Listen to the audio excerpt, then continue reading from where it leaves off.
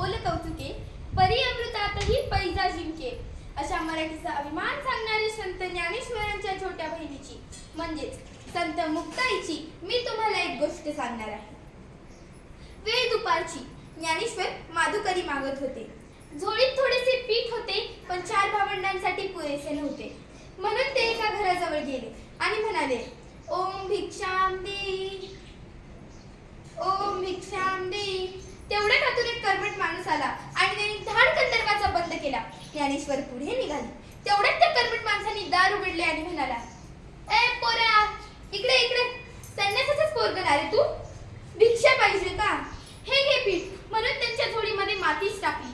ज्ञानेश्वर मान खाली घालून पुढे निघाले. तेवढ्यात त्या माणसाने झोळी सोडली आणि म्हणाला, थांब थांब, अरे या भाकरी तरी घेऊन जा. कसं? डोळे फाडून काय बघतोय? चालली. भाकरी म्हणून टाकलेल्या शेणाच्या गवऱ्या पाहून ज्ञानेश्वर नाराज झाले आणि पुढे निघाले. आता सायंकाळ झाली होती. इकडे मुक्ताईने विठ्ठलाच्या मूर्तीपुढे सांजवात लावली आणि ही विठ्ठलाची मूर्ती म्हणजे तिच्या आई बाबाची तेवढीच आठवण होती आणि हात जोडून रामरक्षा म्हणू लागली. तेवढ्यात तिला चावल आली की आपला ज्ञानदादा आलाय. तिने पटकन आपली रामरक्षा उरकली आणि आपल्या भावंडांसाठी पाने वाढली. निवृत्ती आणि सोपान येऊन बसले. मग ती म्हणाली, अरे दोघेच कसे? ज्ञानदादा कुठे आहे? त्याला भूक नाही म्हणतोय तो. सोपानाने उत्तर दिले. ती म्हणाली, भूक कसं नाही? थांब, मीच बोलून आणते. असं म्हणून मुक्ताई उठून खोपटाकडे गेली. हे खोपट म्हणजे तिच्या ज्ञानदादाची एकांत जागा. गवत रचलेल्या जागेत त्याला लहर येईल तेव्हा तो जाऊन बसायचा. अगं बाई, ज्ञानदादाची झोळी तर इथेच दिसते. या झोळीत माती आणि शेणाच्या गवऱ्या. कुणा दृष्टाने बरे केले असेल हे. म्हणूनच ज्ञानदादा रुसून बसलाय.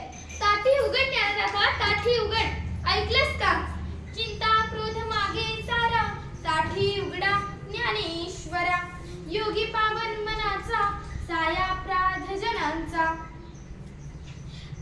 विश्वरागे झाले वन्नी, संत सुखी व्हावे पाणी. शब्दशस्त्र झाले क्लेश, संती मानावा उपदेश.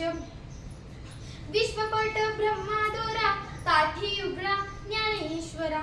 ए ज्ञानदादा, कोणी जर आपल्याशी वाईट वागले तर त्यांना क्षमा करावी हे तूच सांगतोस ना रे, आणि यात स्वतःच रागवून बसलास.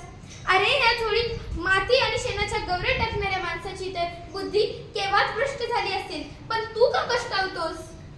जिथे शेत उभं असतं तिथे कस असतातच, जिथे फुले फुलतात तिथे काटे खुपतातच, जिथे केवडा असतो तिथे नांग निघतोच. असं काय रे? सारं जग जरी आगीसारखं दाहक झालं ना, तरी आपण संतांनी पाण्यासारखं शीतल असायला हवं. अरे दातांनी जीभ चावली म्हणून कोणी बत्तीशी तोडतं का रे? तुम्हा संतांवर तर खूप मोठी जबाबदारी आहे. तुम्ही विश्वाला तारायला हवं हे मी तुला सांगायला पाहिजे का रे? एक गमले रे मी ज्ञानदादा, पाय दुखले माझे. तुला तुझ्या बहिणीची दया येत नाही येत का रे? अरे क्षमा कर त्या लोकांना. तुझ्यावर जीवापाड प्रेम करणाऱ्या लोकांसाठी दारुगड, अंधारात चाच पडणाऱ्या या समाजासाठी दारुगड, ज्ञानाचे दिवे लावण्यासाठी दारुगड, तुझे सामर्थ्य दाखवण्यासाठी दारुगड. ताठी उघड ज्ञानदादा, ताठी उघड. ताठी उघडा ज्ञानेश्वरा, ताठी उघडा. तुम्हा तरुणी विश्वतारा, ताठी उघडा ज्ञानेश्वरा.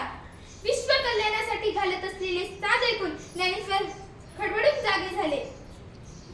मुक्ताईने त्यांच्या आयुष्यातील नैराश्याचा काळोख दूर केला. ज्ञानेश्वर धावत धावत येऊन दरवाजा उघडला.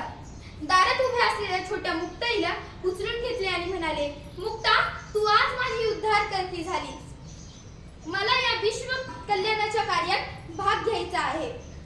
खरोखरच मुक्ताईंनी प्रत्यक्ष जीवनात अध्यात्म कसे जगावे हे ज्ञानेश्वरांना दाखवून दिले. धन्यवाद.